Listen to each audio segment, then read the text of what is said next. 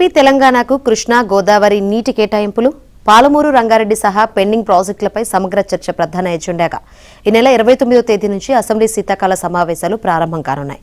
అయితే ముక్కోటి ఏకాదశి నూతన సంవత్సరం సందర్భంగా 3 రోజులు విరామం ఇస్తారు. జనవరి 2వ తేదీ నుంచి మళ్లీ సమావేశాలు కొనసాగనున్నాయి. కమాండ్ కంట్రోల్ సెంటర్లో జరిగిన మంత్రుల సమావేశంలో ఈ మేరకు నిర్ణయం జరిగింది. పంచాయతీ ఎన్నికల ఫలితాలు ఇతర అంశాలపై చర్చించేందుకు ముఖ్యమంత్రి రేవంత్ రెడ్డి అధ్యక్షతన జరిగిన మంత్రుల సమావేశంలో ప్రధానంగా నీళ్లు నిజాలపైనే చర్చించారు. ఈ అంశమే ఎజెండాగా అసెంబ్లీ సమావేశాలు నిర్వహించాలని నిర్ణయించారు. పెండింగ్ ప్రాజెక్టులు నీటి కేటాయింపుల విషయంలో బీఆర్ఎస్ చెబుతున్న అబద్దాలను అసెంబ్లీ వేదికగా తిప్పికొడదామన్న నిర్ణయానికి వచ్చారు.